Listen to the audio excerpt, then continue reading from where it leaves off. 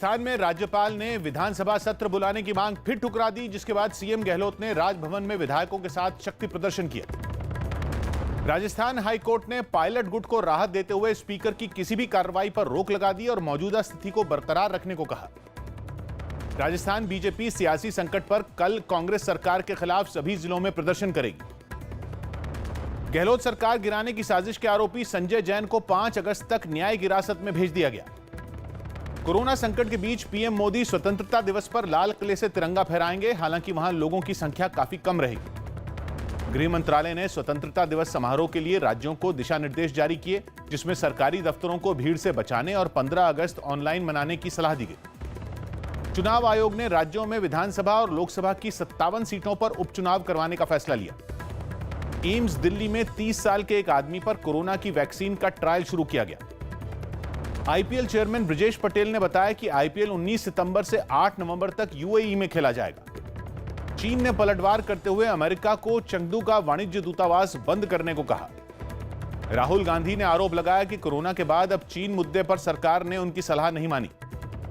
भारत और चीन विवाद पर फिर दोनों देशों के बीच बैठक हुई। अमेरिका में रिकॉर्ड 76,000 से ज्यादा कोरोना के नए मामले सामने आए। प्रधानमंत्री मोदी की आधिकारिक वेबसाइट जल्द नए रूप में लॉन्च की जाएगी, जो कि हिंदी और अंग्रेजी के अलावा देश विदेश की 28 भाषाओं में होगी। सीएम योगी आदित्यनाथ कल अयोध्या जा सकते हैं, जहां वो 5 अगस्त को राम मंदिर भूमि पूजन से जुड़ी तैयारियों की जानकारी लेंगे। राम मंदिर के भूमि पूजन कार्यक्रम को रोकने की मांग वाली याचिका इलाहाबाद हाईकोर्ट ने खारिज कर दी। अयोध्या में राम मंदिर भूमि पूजन के लिए उज्जैन के महाकाल मंदिर की भस्म का इस्तेमाल होगा। दुष्यंत चौटाला की जननायक जनता पार्टी के चंडीगढ़ दफ्तर को फिलहाल बंद कर दिया गया, क्योंकि वहां एक कर्मचारी कोरोना की चपेट में आ गया। वीएचपी ने राम मंदिर की नींव के लिए दिल्ली की 11 पवित्र जगहों की मिट्टी अयोध्या भेजी। अयोध्या मामले में लाल कृष्ण आडवाणी ने वीडियो कॉन्फ्रेंसिंग से सीबीआई की विशेष अदालत में अपना बयान दर्ज करवाया।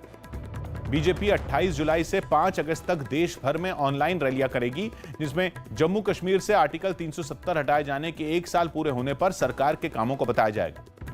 उत्तराखंड सरकार ने कोरोना टेस्ट करवाने के बाद दूसरे राज्यों के लोगों को 4 धाम यात्रा की मंजूरी दे दी। राजनाथ सिंह ने इजरायल के रक्षा मंत्री से फोन पर बात की, जिसमें कोरोना संकट और रक्षा सहयोग पर बात हुई। खबर है कि महाराष्ट्र सरकार पीडब्ल्यूडी मंत्री अशोक चव्हाण का मंत्रालय छोटा कर सकती है, जिसके बाद से अशोक चव्हाण की नाराजगी की खबर है। दिल्ली हाईकोर्ट ने केंद्र की बेघर और मानसिक रूप से बीमार लोगों का कोरोना टेस्ट करवाने का आदेश दिया। महाराष्ट्र सरकार ने गर्भवती महिला कर्मचारियों और गंभीर बीमारी वालों को दफ्तर आने से छूट दे दी। दिल्ली मरकज मामले में 46 विदेशी नागरिकों के खिलाफ केस चलेगा, क्योंकि इन सभी आरोपियों ने कोर्ट में अपना गुनाह कबूल करने से इनकार कर दिया था। मुंबई में बिजली के दाम बढ़ाने के विरोध में बीजेपी ने प्रदर्शन किया। कानपुर में एक लैब टेक्नीशियन की अगवा कर हत्या करने के मामले में 5 आरोपी गिरफ्तार किए गए। महाराष्ट्र सरकार ने मुंबई के धारावी में प्लाज्मा डोनेशन कैंप लगाने का फैसला लिया, जहां पहले काफी कोरोना मरीज सामने आए थे। जम्मू कश्मीर बीजेपी अध्यक्ष रविंद्र रैना की दूसरी कोरोना रिपोर्ट भी पॉजिटिव आई। कोरोना के बढ़ते मामलों की वजह से नागपुर में शनिवार और रविवार को जनता कर्फ्यू होगा। कोलकाता में लॉकडाउन की वजह से कल और मंगलवार को विमान सेवा बंद रहेगी। हरियाणा के सीएम मनोहर लाल खट्टर ने कोरोना से ठीक हुए लोगों से प्लाज्मा दान करने की अपील की।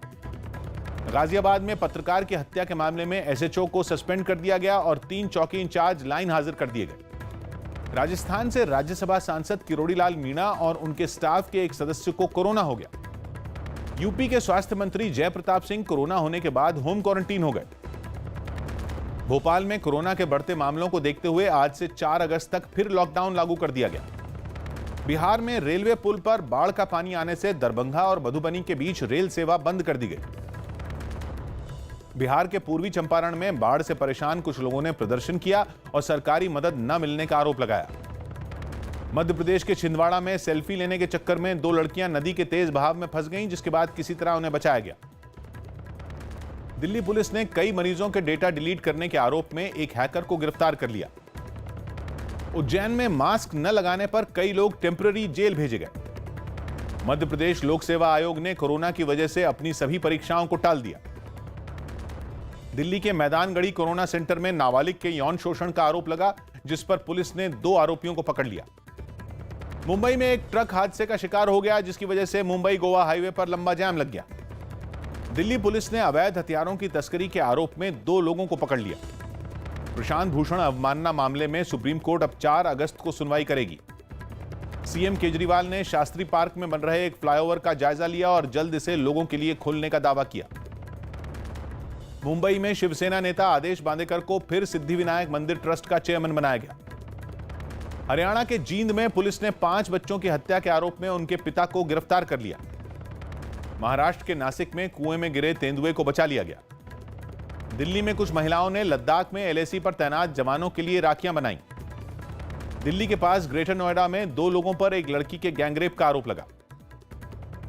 एसपी सांसद आजम खान को आज यूपी के मुरादाबाद की स्पेशल कोर्ट में पेश किया गया। पटना में जेडीयू की एमएलसी मनोरमा देवी के पति की कोरोना की वजह से मौत हो गई।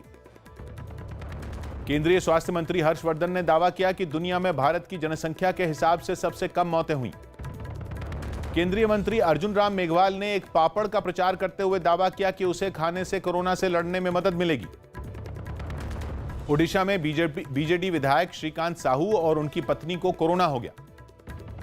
दिल्ली पुलिस के स्पेशल सेल ने करीब 40 करोड़ रुपए की हेरोइन बरामद की और इस मामले में 2 आरोपियों को गिरफ्तार कर लिया।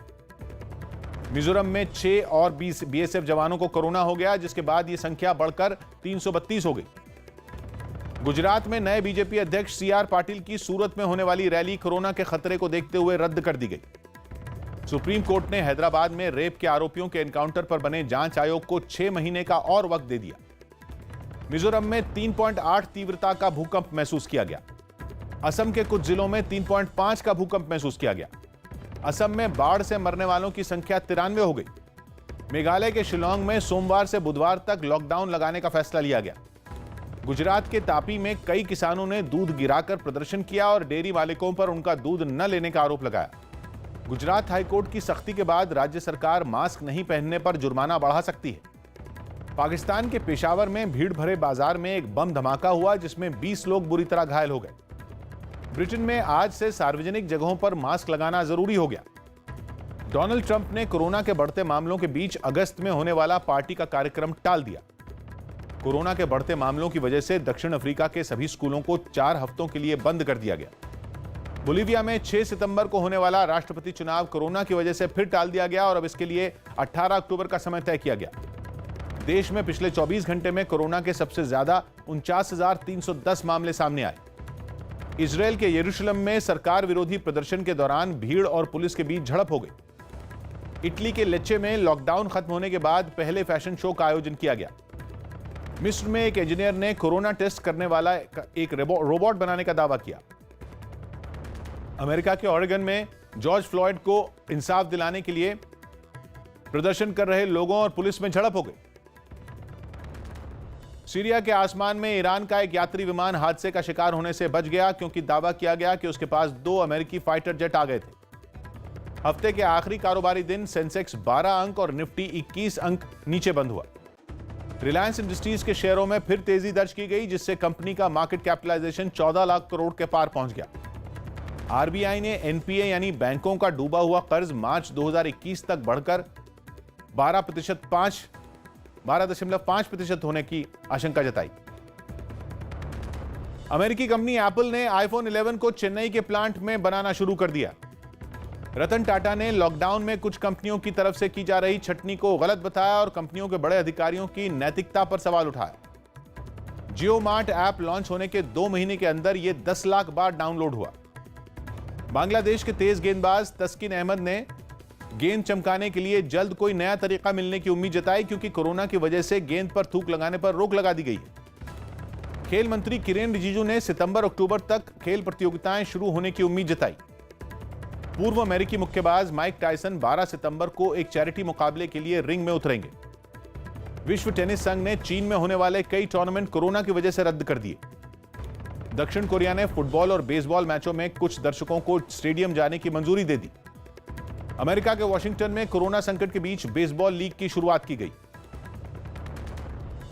सबा करीम के इस्तीफे के बाद बीसीसीआई ने जनरल मैनेजर के पद के लिए आवेदन मंगाए। मेजबान इंग्लैंड ने तीसरे टेस्ट में वेस्टइंडीज के खिलाफ अब तक 4 विकेट पर 131 रन बना लिए।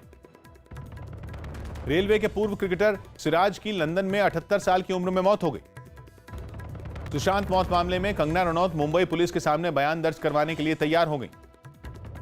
सोनू सूद ने विमान बुक करवाकर किर्गिस्तान से 135 छात्रों को वाराणसी लाने में मदद की। मशहूर डांसर अमला शंकर का 101 साल की उम्र में कोलकाता में निधन हो गया। और फर्जी फॉलोअर मामले में मुंबई पुलिस ने ट्विटर और फेसबुक समेत कई सोशल मीडिया ऐप को खत लिखा और इनसे जुड़ी जानकारी मांगी।